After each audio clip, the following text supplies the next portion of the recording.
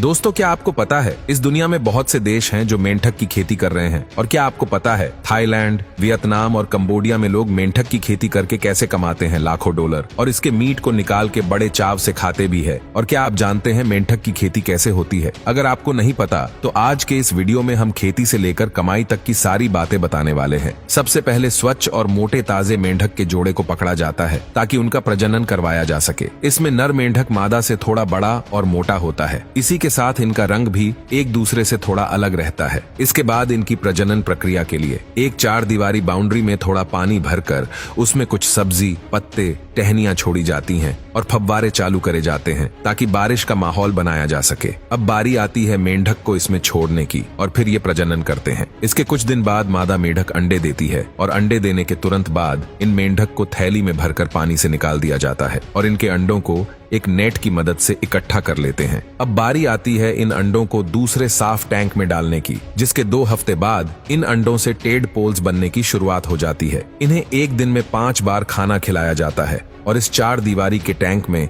एक बार में लगभग 2000 टेडपोल्स होते हैं और ऐसे इनके कई टैंक बनाए जाते हैं। कुछ ही दिन बाद ये टेडपोल्स अपनी पुच्छ छोड़ने लगते हैं। अब समय आ गया है इंडोर और आउटडोर के लिए इन मेंढकों को चुन के अलग करने का। इंडोर फ्रॉग फार्मिंग के लिए इसमें कई टैंक बनाए जाते हैं। ये 1 महीने के मेंढक हैं जो काफी बड़े हो चुके हैं। इसके बाद इन टैंक को साफ किया जाता है, जिससे फायदा ये होता है इन फ्रॉग में बीमारी लगने की संभावना काफी कम रह जाती है। और आउटडोर फ्रॉग फार्मिंग ये काफी बड़ी और खुली जगह में करी जाती है। फिर नेट की मदद से इन्हें एक जगह इकट्ठा किया जाता है और एक बड़े से नेट की मदद से हजारों मेंढकों को हार्वेस्ट करने का काम शुरू होता है। और इसमें काफी समय लगता है क्योंकि इनकी संख्या लाखों में जो रहती है। एक व्यक्ति नेट के बोरे लेकर इनके बीच चला जाता है और इन्हें बोरे में भरने का काम करता है, जबकि दूसरा व्यक्ति इन बोरों में गांठ लगाता रहता है ताकि मेंढक बाहर ना निकले। हमें जितने मेंढक पानी पर तैरते हुए दिख रहे हैं ये उतने नहीं हैं, बल्कि ये पूरा नेट नीचे से लेकर ऊपर तक इन्हीं से भरा पड़ा है। अब अगला काम शुरू होता है इन मेंढक को तोलने का,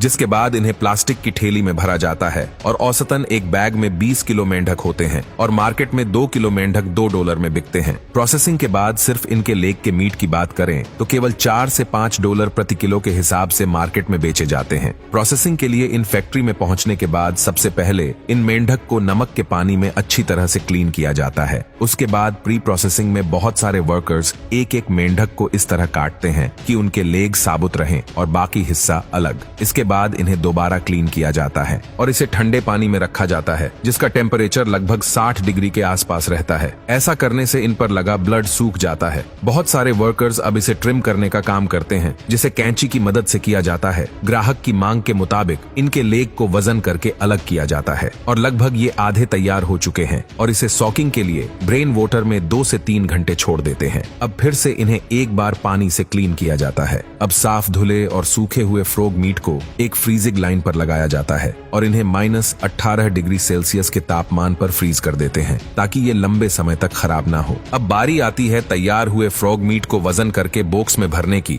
जिन्हें पैक करके एक मेटल डिटेक्टर मशीन से गुजारा जाता है ताकि पता लगाया जा सके तैयार पैकेट में कोई कमी तो नहीं। इसके बाद इन्हें बॉक्स में भरकर रख दिया जाता है। अब ये मार्केट में भेजने के लिए पूरी तरह तैयार है। तो कुछ इस तरह होती है फ्रॉग फार्मिंग। तो दोस्तों, वीडियो पसंद आए तो लाइक और शेयर करें।